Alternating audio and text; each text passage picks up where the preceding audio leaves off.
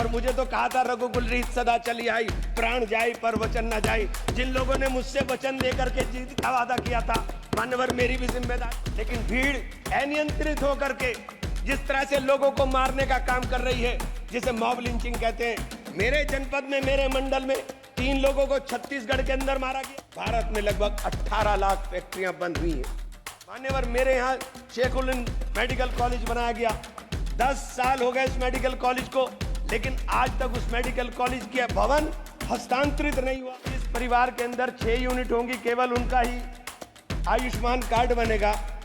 एक तरफ जनसंख्या नियंत्रण की बात होगी और दूसरी तरफ जिनके ज्यादा बच्चे होंगे, केवल उनका ही आयुष्मान कार्ड।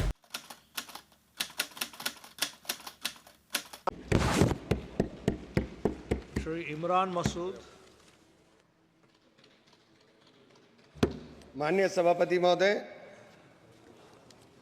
महामहिम राष्ट्रपति महोदय के अभिभाषण पर आपने मुझे बोलने की अनुमति दी, मैं आपका आभारी हूं।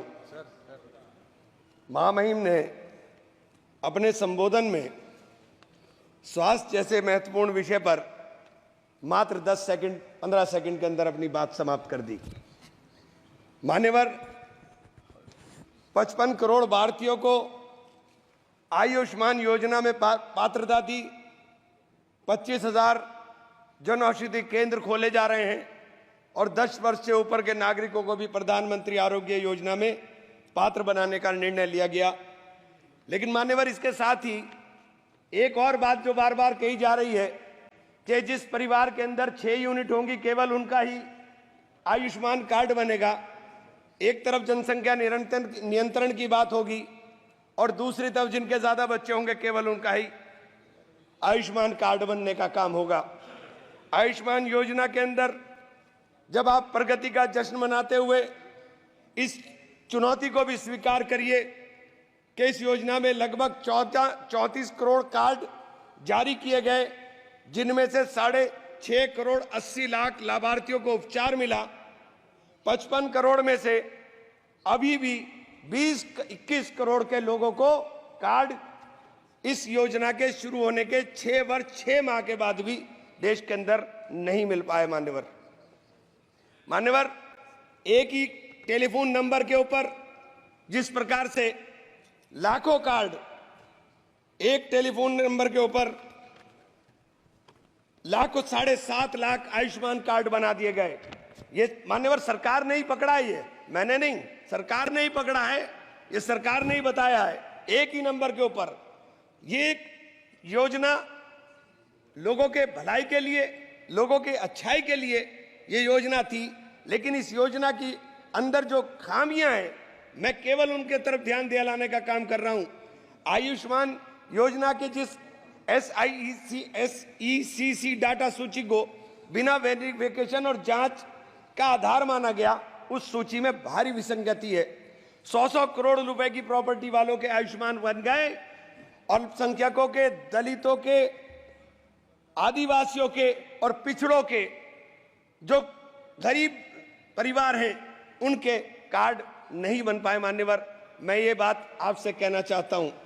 मान्यवर मैं ये बात आयुष्मान योजना के ऑडिट में भी कैग ने गंभीर अनियमितताएं पाई थी।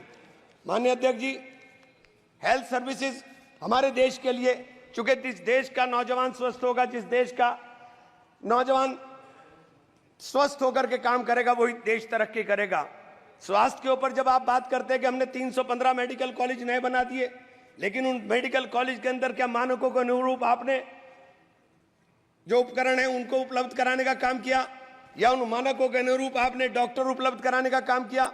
मान्यवर मेरे यहाँ शेखुल मेडिकल कॉलेज बनाया गया, 10 साल हो गए इस मेडिकल कॉलेज को, लेकिन आज तक उस मेडिकल कॉलेज के भवन हस्तांतरित नहीं हुआ, और जब भवन हस्तांतरित नहीं हुआ तो अनुरक्षण का पैसा नहीं मिला।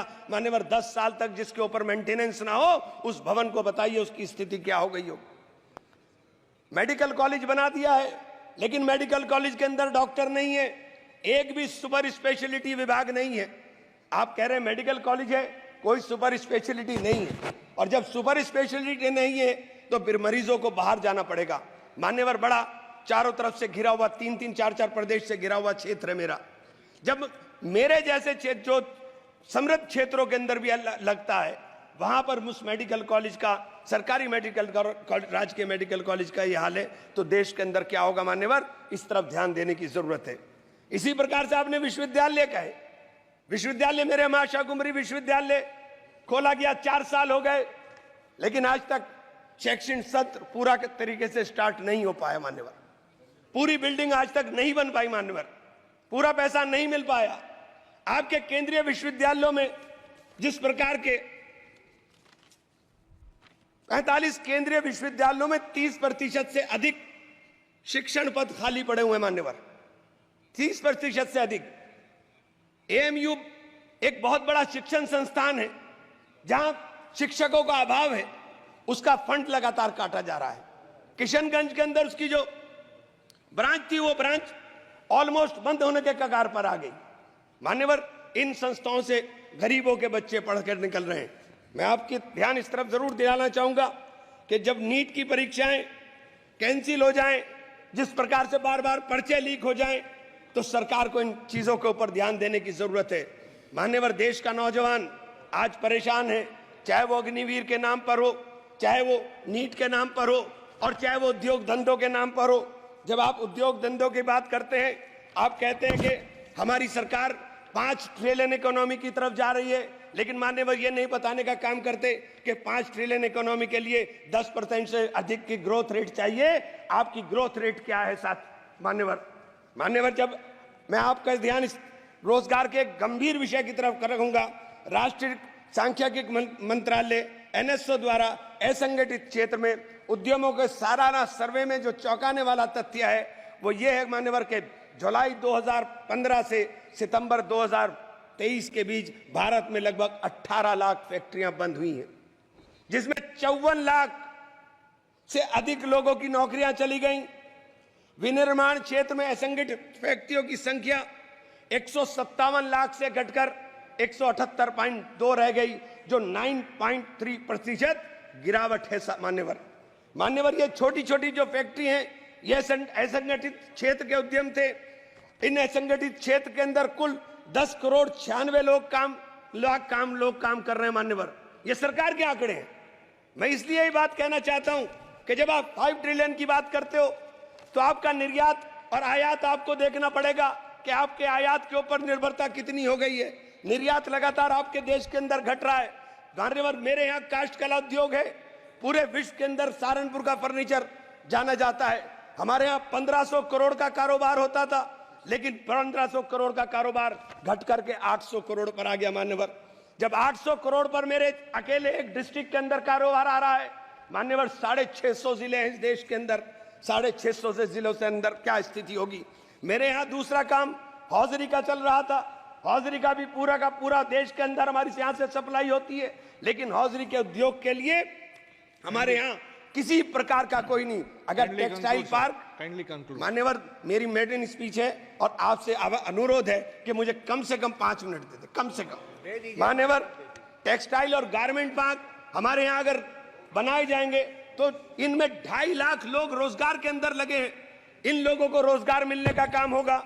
अगर इनको रोजगार मिलेगा मान्यवर, तो मैं ये कहना चाहता हूं, आप जो 5 ट्रिलियन का लक्ष्य लेकर चले हैं, जब तक नौजवान को रोजगार नहीं मिलेगा, जब तक आप उस लक्ष्य को प्राप्त नहीं कर सकते।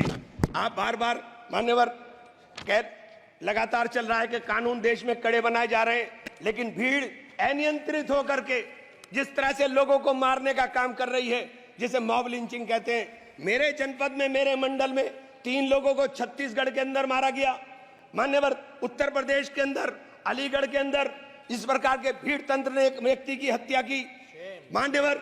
आगरा के अंदर 2 लोगों ने आत्महत्या की, केवल पुलिस के उत्पीड़न से तंग आकर के मान्यवर। फिरोजाबाद के अंदर एक कैदी मारा गया, जो पुलिस सही सलामत उठा करके ले गई। जो ये हालात देश के अंदर बन रहे हैं, आप कानून सख्त करने की बात कर रहे हैं मान्यवर। ये कानून सख्त करने से केवल काम नहीं चलेगा, उसके ऊपर अमल करने से काम चलेगा मान्यवर। अमल होना चाहिए। Please conclude please. 2 मिनट मान्यवर, बस 2 मिनट में कर दूं। अगर आप, मैं आपसे मैं आपसे मान्यवर जरूर एक बात जरूर कहना चाहूंगा। मेरे क्षेत्र में मां शाकुंभरी बहुत बड़ी सिद्धपीठ है। बाहर 10 साल से मान्यवर, पिछले 10 साल से दिल्ली यमुनोत्री नेशनल हाईवे अधूरी स्थिति के अंदर पड़ा हुआ है। बार बार बड़ा शोर मचाया जाता है कि सब पूरा हो रहा है, लेकिन आज तक नहीं हुआ।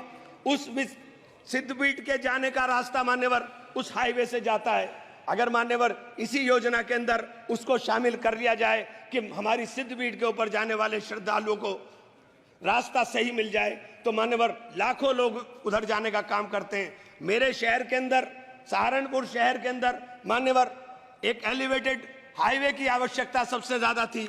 मैंने आपके माध्यम से अनुरोध करना चाहता हूं कि हम लोग जीत कर आए हैं, लोगों ने बड़ी उम्मीदों के साथ जीता है। और मुझे तो कहा था रघुकुल रीत सदा चली आई, प्राण जाई पर वचन न जाई। जिन लोगों ने मुझसे वचन लेकर के जीत का वादा किया था मान्यवर, मेरी भी जिम्मेदारी है। मैं आपसे हाथ जोड़कर विनती करता हूं मान्यवर, सरकार को कहें कि हमारे जगदम्बिका पाल। धन्यवाद मान्यवर, आप लोग धन्यवाद। सर जी, श्री जगदम्बिका पाल।